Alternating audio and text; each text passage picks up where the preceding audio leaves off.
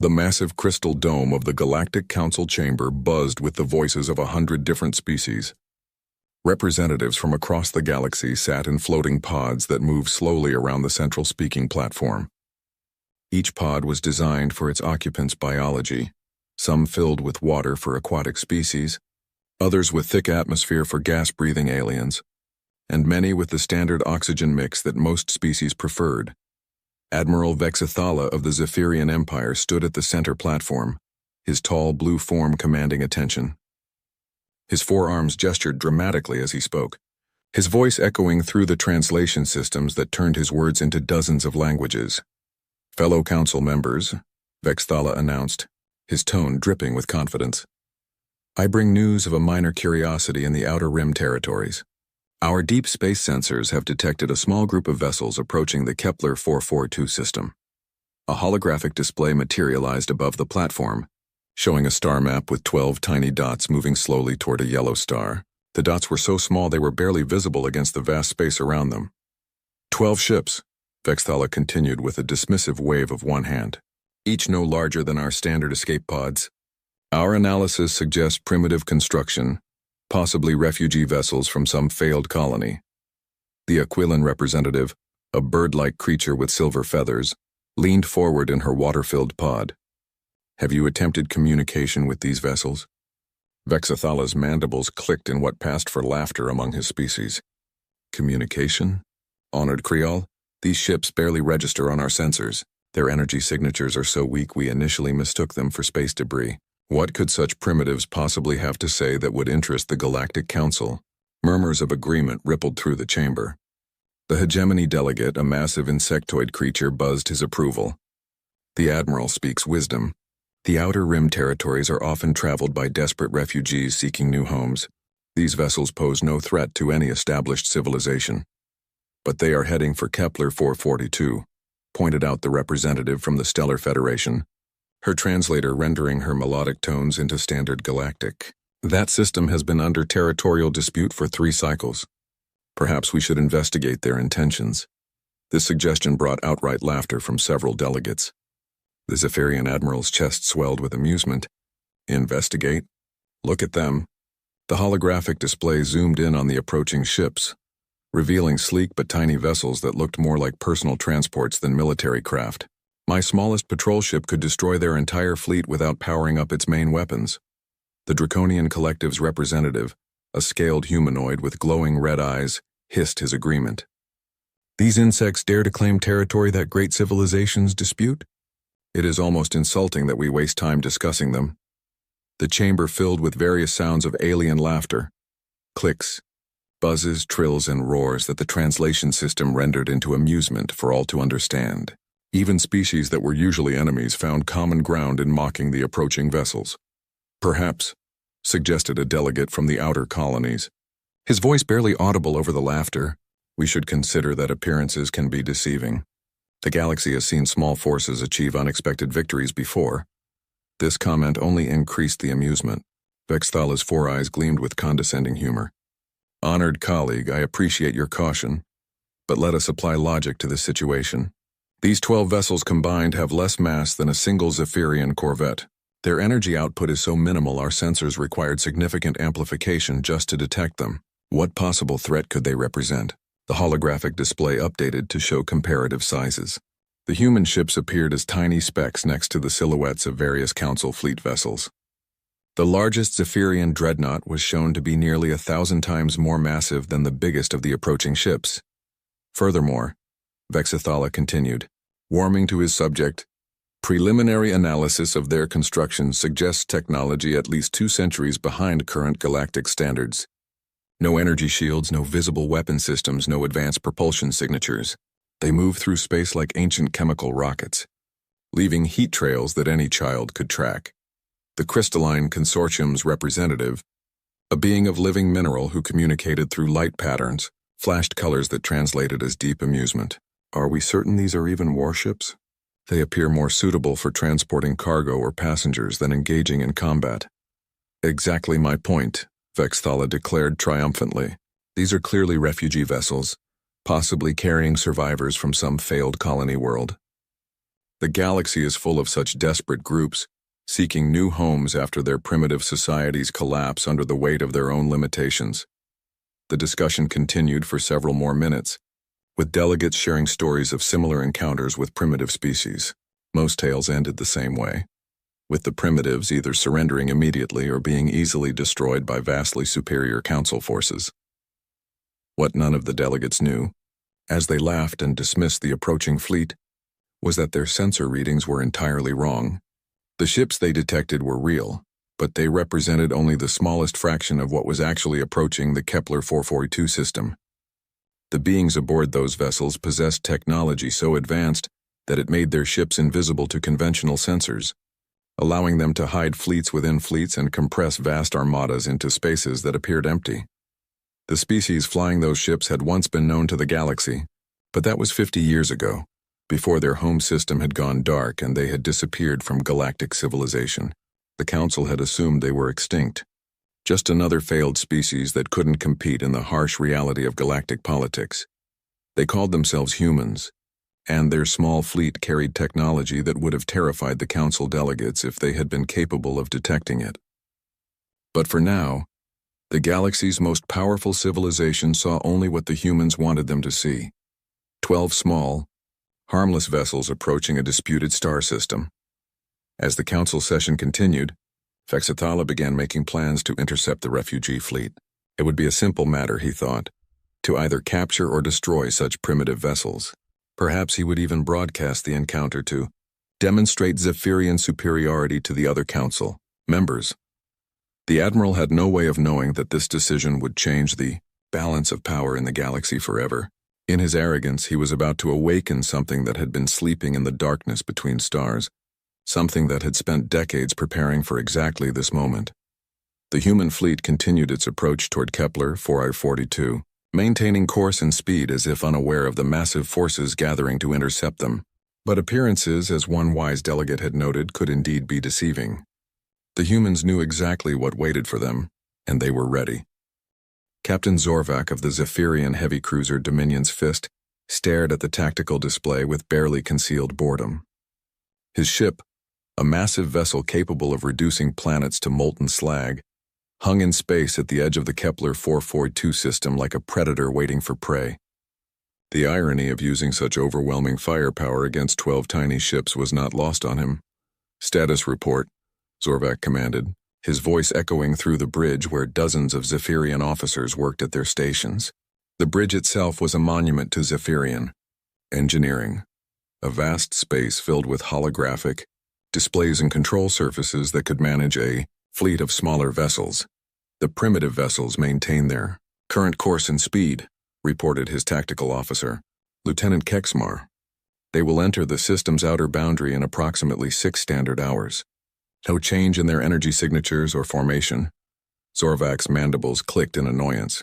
6 hours to intercept targets that move like drifting asteroids. I should be commanding a battle fleet against the hegemony's expansion forces, not playing babysitter to refugee ships. The communications officer looked up from her station. "Sir, Admiral Vexathala has authorized full discretion in handling this situation. He suggests making an example of these primitives to demonstrate Zephyrian authority in the disputed territories." An example, Zorvac mused, studying the approaching ships on his display. Each vessel was so small that his ship's point defense systems could destroy them all in seconds. "Very well. Open a channel to the Galactic Council chambers. If we're going to deal with these insects, we might as well entertain our colleagues." Within minutes, a live communication link connected the Dominion's Fist to the council chambers, where delegates continued their session. The holographic displays throughout the chamber now showed the view from Zorvac's bridge, giving hundreds of representatives a front-row seat to what they expected would be a quick demonstration of superior firepower. "Honored delegates," Zorvac announced, his image appearing on screens throughout the galaxy. "I am Captain Zorvac of the Zephyrian Navy. You are about to witness how the Empire deals with territorial violations by primitive species." The primitive vessels continued their approach, still hours away but clearly visible on long-range sensors. Zorvac noticed that they moved in a precise formation, maintaining exact distances from each other despite the vast emptiness of space around them. It suggested some level of coordination, though nothing that impressed him. Communications, open all frequencies. Let's see what these refugees have to say for themselves, Zorvac ordered. The communication officer worked at her station for several minutes before looking up with confusion. Sir, I'm detecting no response to our hails on any standard frequency. Either they cannot receive our transmissions or they are choosing to ignore us. Choosing to ignore us? Zorvac's voice rose with indignation. Several other bridge officers looked up from their stations, sensing their captain's growing anger. No primitive species ignores the Zephyrian Empire. Transmit on all emergency frequencies. Make it clear that we demand immediate response and compliance. More minutes passed with no reply from the approaching ships. They continued on their course as if the massive Zephyrian cruiser simply didn't exist. On the council feeds, delegates began murmuring among themselves, some expressing amusement at the primitives' apparent ignorance of their situation. Sir, the tactical officer reported, I'm reading some unusual energy patterns from the lead vessel. Very faint, but there seems to be some kind of scanning activity directed at our ship. Zorvac studied his displays with renewed interest. Scanning us? What kind of scans? Unknown, sir. The energy signature doesn't match any scanning technology in our databases. It's almost like they're using some form of passive sensor array we've never encountered before. Impossible, Zorvac declared. Our databases contain every known scanning technology in the galaxy. These primitives couldn't possibly have developed something we haven't seen. But even as he spoke, Zorvac felt a slight unease growing in his mind. The approaching ships maintained their course with mathematical precision, their formation never wavering despite the fact that space travel at such speeds normally required constant course corrections. It suggested navigation technology far more advanced than their energy signatures indicated. Sir, the lead vessel is finally responding to our hails, the communications officer announced suddenly. Put it through, Zorvac commanded, straightening in his command chair. Finally, these primitives would learn their place in the galactic order. The main screen flickered and resolved into the image of a human female. Though Zorvac didn't recognize the species, she appeared to be middle-aged by most humanoid standards, with graying brown hair and calm brown eyes. She wore a simple uniform that bore no insignia Zorvac could identify. This is Captain Sarah Chen of the UES Determination, the human said, her voice clear and confident. You are interfering with peaceful vessels in neutral space. Please state your intentions. Zorvac was momentarily taken aback by the human's tone. Most primitives cowered when faced with Zephyrian military power. But this female spoke as if she were addressing an equal. I am Captain Zorvac of the Zephyrian Empire. You are approaching territories claimed by the Galactic Council. Identify yourselves immediately and prepare for boarding. Captain Chen's expression didn't change. Captain Zorvac, we are peaceful colonists claiming settlement rights under Article 7 of the Galactic Colonization Compact. Our destination is the Kepler 442 system, which our records show as unclaimed territory. Your records are outdated, Zorvac snapped.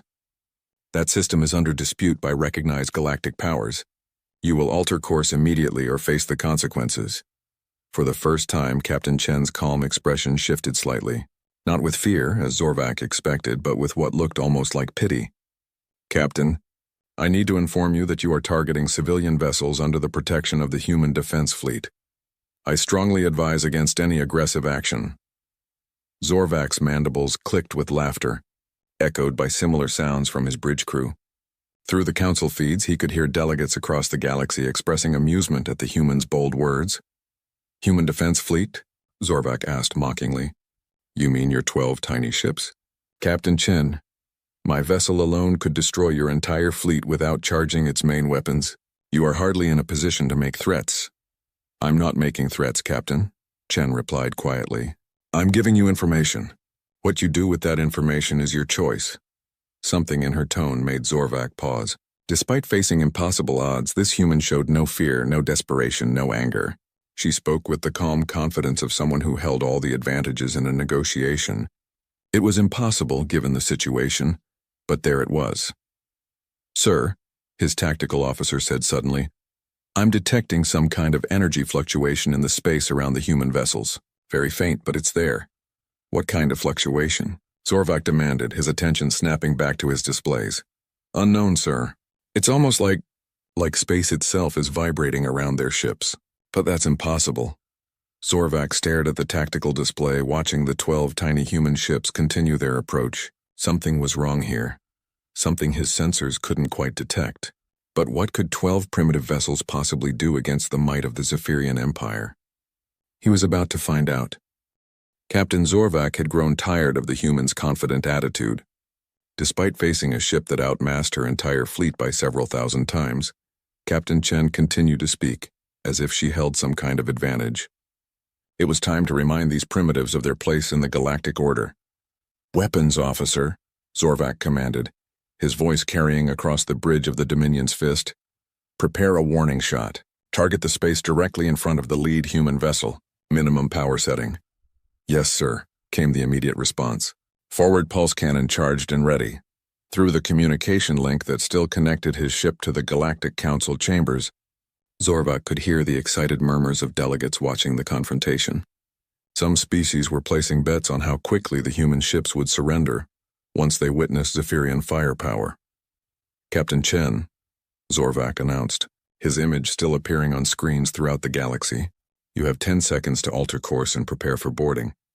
After that, I will demonstrate why the Zephyrian Empire controls this sector of space." Captain Chen's calm expression never wavered. "Captain Zorvac, I ask you one final time to reconsider your actions. You are about to make a serious mistake." "The only mistake was yours coming here with your pathetic fleet," Zorvac replied. "Fire the warning shot." A brilliant beam of coherent energy lanced out from the Dominion's fist, streaking across space toward the lead human vessel. The shot was carefully aimed to pass just in front of the ship's bow, close enough to demonstrate the weapon's power without actually causing damage.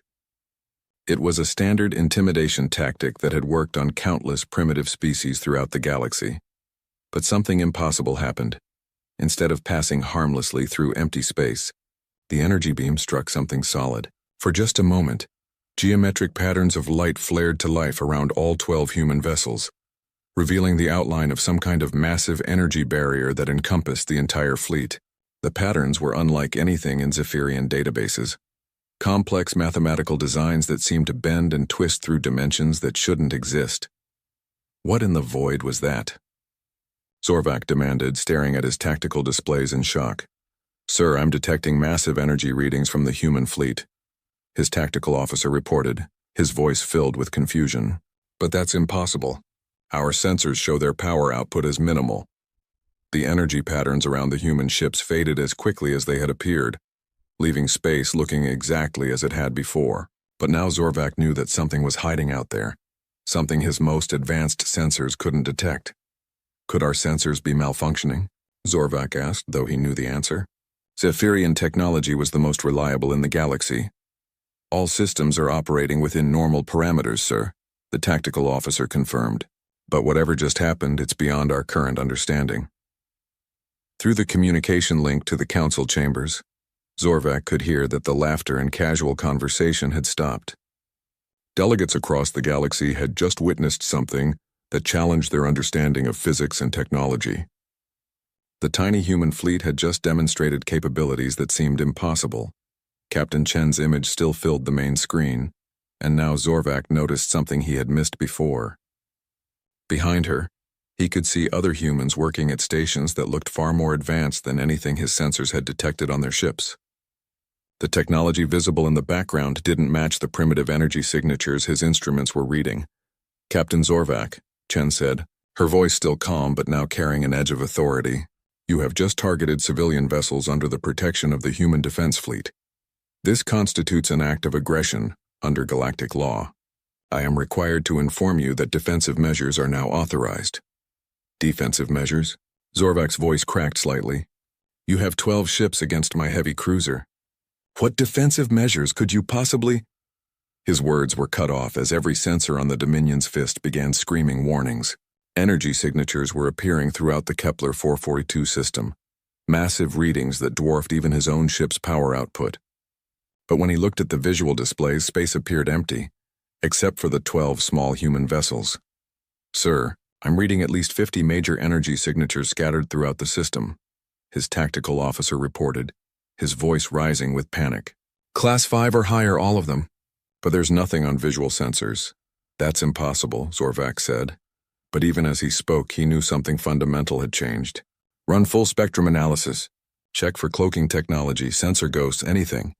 Already running, sir. All tests confirm the energy signatures are real.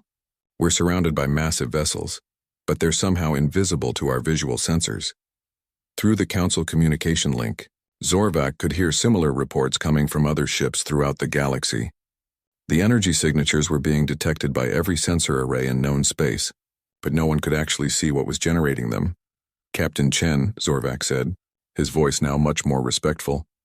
What exactly are we dealing with here? For the first time since the conversation began, Captain Chen smiled. It wasn't a cruel smile, but it held knowledge that Zorvac was only beginning to grasp. Captain, 50 years ago humanity disappeared from galactic civilization. The Council assumed we were extinct, our technology primitive, our society collapsed. What the galaxy didn't realize was that we withdrew deliberately to develop defenses against the aggressive expansion we witnessed throughout known space. As she spoke, the space around the human fleet began to shimmer. Not with energy patterns this time, but as if reality itself was shifting. Zorvac watched in growing horror as massive shapes began to resolve out of what had appeared to be empty space. The 12 ships you detect are our diplomatic escort, Chen continued. They carry our ambassadors and colonists, but they also carry something else, compressed dimensional spaces containing our actual fleet. The shapes in space were becoming clearer now, and Zorvac's mind struggled to process what he was seeing. Ships began materializing around the Kepler 442 system. Vessels so large they made his heavy cruiser look like a shuttlecraft. Their designs were unlike anything in the galactic databases, sleek and organic-looking, as if they had been grown rather than built. Sir, his tactical officer whispered, I count over 300 vessels and the readings are still climbing. Some of those ships are larger than our biggest dreadnoughts. But it wasn't just the size of the human fleet that terrified Zorvac. It was the technology they were demonstrating. Ships that could hide in compressed dimensions. Energy barriers that could stop weapons fire from appearing to exist. Sensors that could scan Zephyrian vessels without being detected. It all pointed to a level of technological advancement that the galaxy had never seen. How? Zorvac asked, his voice barely above a whisper. We learned, Captain, Chen replied. While the galaxy fought over territory and resources, we learned to manipulate space and time itself. We developed technology that operates partially outside normal dimensional boundaries. Your sensors can't detect us because we exist in spaces your instruments can't measure. The human fleet continued to materialize around the system, and Zorvac realized that his single heavy cruiser was now completely surrounded. Worse, the energy reading suggested that any one of the human vessels could destroy his ship without difficulty. What do you want? Zorvac asked, though he suspected he already knew the answer. The same thing we've always wanted, Captain, Chen said. To live in peace. But we've learned that sometimes peace must be defended by strength. The galaxy is about to discover that humanity is no longer the weak species it once dismissed. Through the Council communication link, Zorvac could hear delegates across the galaxy falling silent as they realized that the balance of power had just shifted completely. The species they had mocked and dismissed had become the most powerful force in known space, and they were no longer hiding. The bridge of the Dominion's fist had fallen into stunned silence as Captain Zorvac and his crew watched the impossible unfold before them. The space around the Kepler 442 system, which had appeared empty moments before, now contained the largest fleet any of them had ever seen. Hundreds of human vessels hung in the void like sleeping giants awakening from a long dream. Sir, the communications officer said, her voice shaking. I'm receiving a priority transmission from Admiral Vex Thala. The entire Galactic Council is demanding an immediate status report. Zorvac stared at the tactical displays showing energy readings that threatened to overload his ship's sensors. Tell the Admiral. Tell him we have a situation that requires immediate Council attention. But before the communications officer could respond, the air in the center of the bridge began to shimmer. Zorvac and his crew watched in amazement as a human figure materialized out of thin air. Her image so solid and real that several officers reached for their sidearms before realizing they were looking at some kind of advanced holographic projection. The human was an older woman with steel gray hair and piercing blue eyes. She wore a uniform similar to Captain Chen's, but with additional markings that suggested higher rank. When she spoke, Her voice seemed to come from everywhere and nowhere, filling the bridge with quiet authority. "I am Admiral Elena Vasquez of the Human Defense Fleet," she said, her calm gaze taking in the entire bridge crew. "Captain Zorvac, I apologize for the dramatic entrance, but circumstances require immediate communication. How are you doing this?" Zorvac demanded, his forearms gesturing at the impossible hologram. "Our shields are raised, our communication systems are secured.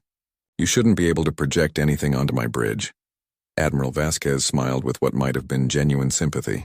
"Captain, your technology is impressive by galactic standards, but humanity has spent 50 years developing capabilities that operate beyond conventional understanding. What you call impossible, we call Tuesday." Through the communication link still connecting his ship to the Galactic Council, Zorvac could hear the chaos erupting in the council chambers.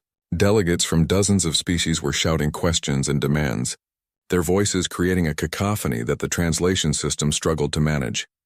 "Admiral," Zorvac said, trying to regain some measure of control over the situation, "what are your intentions? The Galactic Council will want to know if humanity poses a threat to established civilizations." "That depends entirely on the Council's intentions toward humanity," Vasquez replied. "For 50 years we watched as Council species expanded aggressively throughout the galaxy, conquering or destroying any civilization they deemed primitive.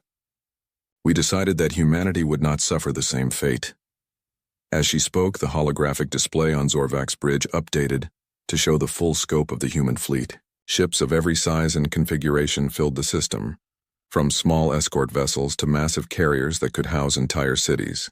But more disturbing were the readings his sensors were detecting from some of the larger vessels.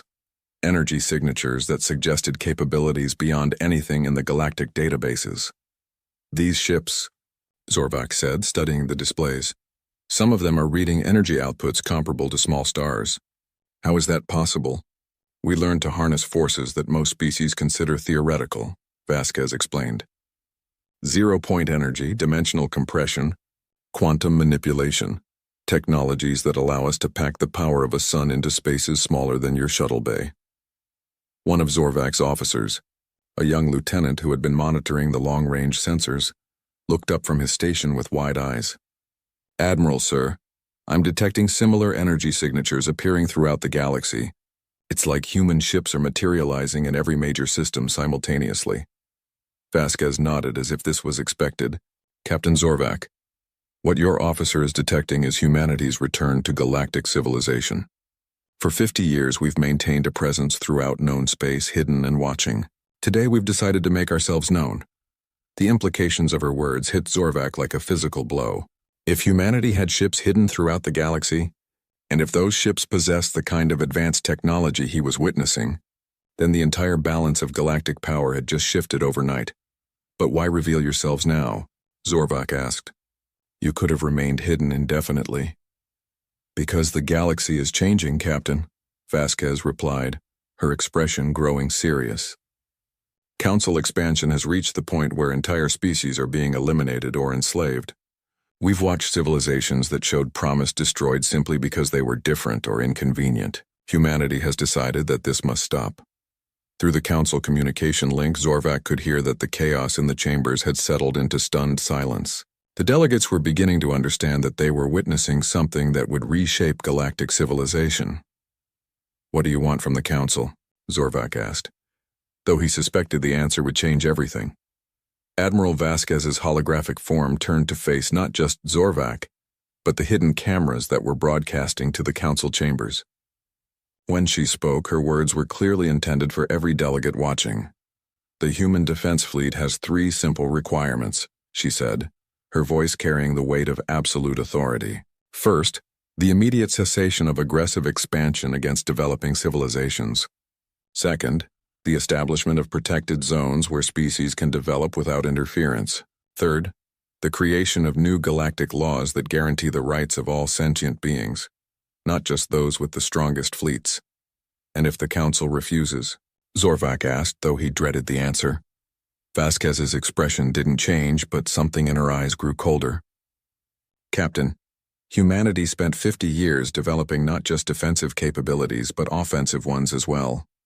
We sincerely hope the Council will choose cooperation, but we are prepared for any alternative." To demonstrate her point, the tactical displays on Zorvak's bridge updated to show targeting solutions appearing on every Council vessel within 100 light-years of the Kepler 442 system. The calculations were so precise they included weak points in ship designs that weren't even in the public databases. "You're scanning our entire fleet," Zorvak said with growing alarm. "How are you penetrating our security systems?" "We're not penetrating them, Captain," Vasquez explained patiently. "We're simply operating on frequencies and in dimensions that your security systems weren't designed to detect. It's like trying to stop a ghost with a wall. We're not really interacting with your technology in ways it can recognize."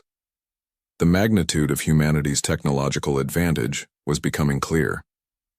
If they could scan any ship in the galaxy without being detected, if they could appear anywhere without warning, if they possessed weapons that could target vessels across interstellar distances, then traditional military power meant nothing.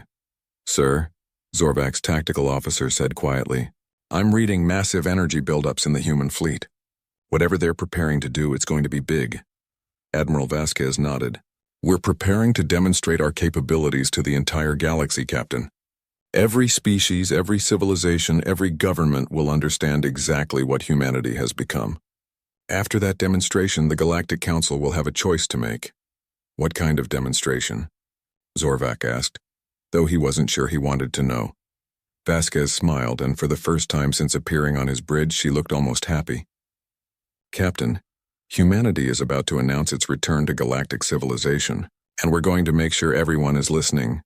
The energy readings from the human fleet continued to climb, and Zorvak realized that whatever was about to happen would be visible across the galaxy.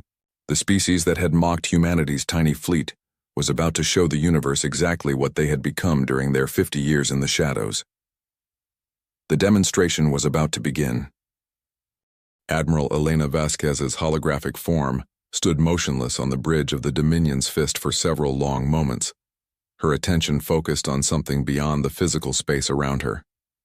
Captain Zorvak and his crew waited in tense silence, watching as energy readings from the human fleet climbed to levels that shouldn't have been possible.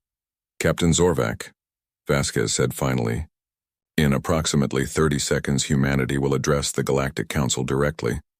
I suggest you and your crew prepare yourselves for what you're about to witness." Before Zorvak could ask what she meant, every communication system in the galaxy activated simultaneously.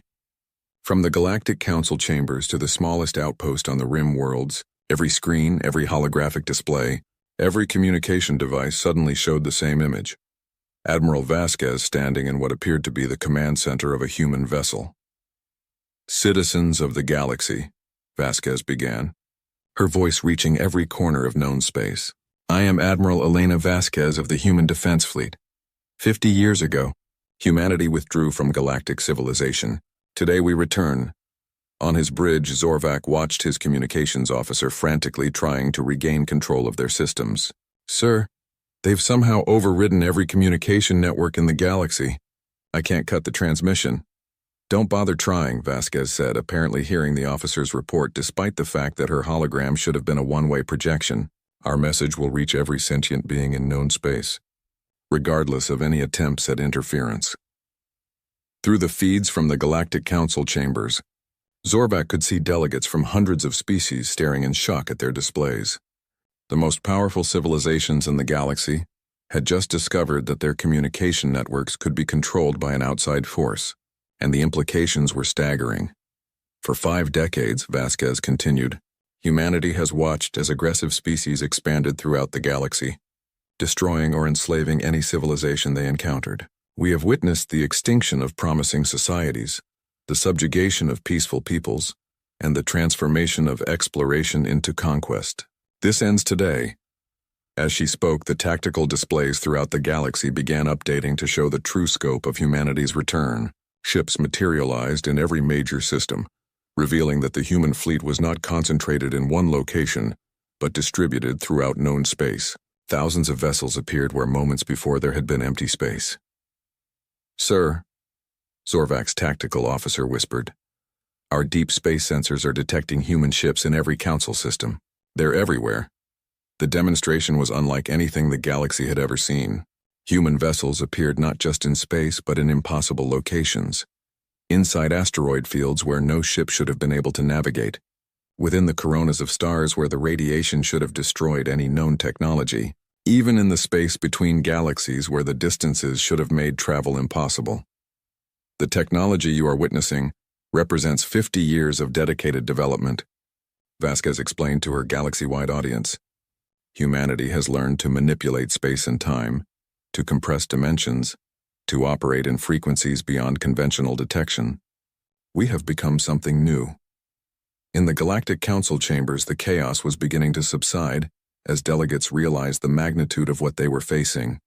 Species that had been enemies for centuries found themselves united in their shock at humanity's transformation. The Zephyrian Empire, the hegemony, the Draconian Collective, all of them had become secondary powers overnight.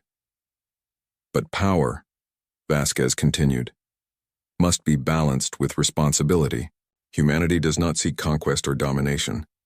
We seek something far more valuable, peace. A galaxy where species can develop without fear, where exploration is driven by curiosity rather than greed, where strength protects the weak rather than exploiting them. To demonstrate their point, the human fleet began broadcasting detailed scans of every military vessel in the galaxy, weapon systems, shield generators, engine capabilities. Everything was displayed with perfect accuracy, showing that humanity could target any ship anywhere at any time. The Galactic Council has a choice, Vasquez announced. You can choose cooperation, working with humanity to establish a new order based on mutual respect and protection of developing civilizations. Or you can choose conflict and discover exactly what 50 years of preparation has accomplished. Captain Zorvac found himself faced with a decision that would affect not just his ship, but his entire civilization. The Zephyrian Empire had built its power on military might and technological superiority. Now they faced a species that had surpassed them in every measurable way. Admiral Vasquez, Zorvac said, his voice carrying across the open communication channels to the entire galaxy. On behalf of the Zephyrian Empire, I formally request negotiation of a peaceful resolution to this situation. It was the first crack in the old galactic order. Within minutes, similar requests began flooding in from across known space. The hegemony, the Stellar Federation, even the notoriously aggressive Draconian Collective, all began requesting peaceful negotiations rather than risk conflict with humanity's mysterious new capabilities. Negotiations will begin immediately, Vasquez replied. But first, humanity will establish its first colony in 50 years as a demonstration of our peaceful intentions. The 12 ships that had started this entire confrontation, the tiny vessels that the galaxy had mocked, began their final approach to Kepler 442b. When they entered the planet's atmosphere, they revealed their true nature. Each ship unfolded like a flower, expanding into massive structures that could house thousands of colonists. The tiny fleet had been carrying an entire civilization in compressed dimensional spaces. Within hours, a human city began rising on the surface of Kepler 442b. Buildings seemed to grow from the ground itself, using technology that converted raw matter into sophisticated structures. Gardens and parks appeared alongside residential areas and industrial facilities, creating a settlement that was both beautiful and functional. This is humanity's gift to the galaxy, Vasquez announced as the construction continued. We offer not just our protection, but our knowledge. Species that join us in peaceful coexistence will have access to technologies that can solve problems your civilizations have struggled with for millennia. The offer was too valuable to refuse.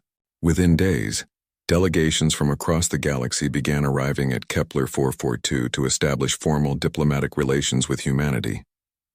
The same species that had laughed at the approaching tiny fleet now competed to offer the most favorable trade agreements and alliance terms. Captain Zorvac found himself appointed as the Zephyrian Empire's first ambassador to humanity, a position that would have been unimaginable just days before. As his ship took up a permanent station in the Kepler 442 system, he reflected on how completely the galaxy had changed.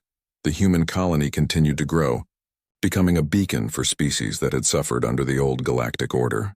Refugees from destroyed civilizations found new homes, while developing species received protection from humanity's advanced fleet. The galaxy was becoming something it had never been before, a place where strength served compassion rather than conquest. Admiral Vasquez's final message to the galaxy was simple. Humanity has returned not as conquerors, but as guardians.